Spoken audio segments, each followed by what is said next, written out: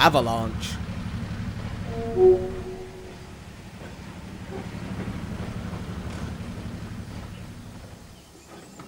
The Fat Controller had left Boko in charge of the branch line while Edward went to the works to be mended.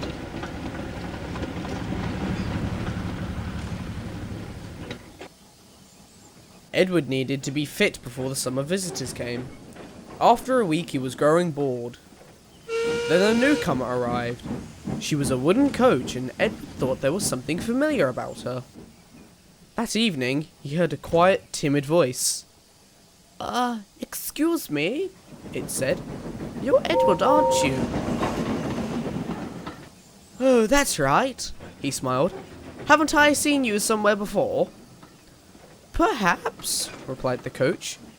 There are a lot of us built for the Fairness Railway. That's your old line, so your driver says. That's right, smiled Edward. What's your name? Victoria, said the coach. I was too old to work, so I was made into a summer house in an orchard. Now a kind gentleman with a top hat says I can be mended and work on the railway again. That would be the Fat Controller, said Edward. Did he say where'd you work? There's plenty for you to do on my line, continued Edward hopefully. Victoria hesitated.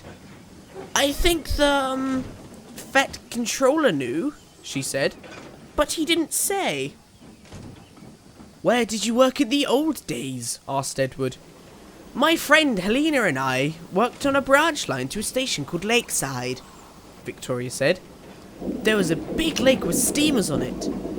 Windmere it was called. Albert was our engine. He was old, but gentlemanly and polite. She broke off, chuckling.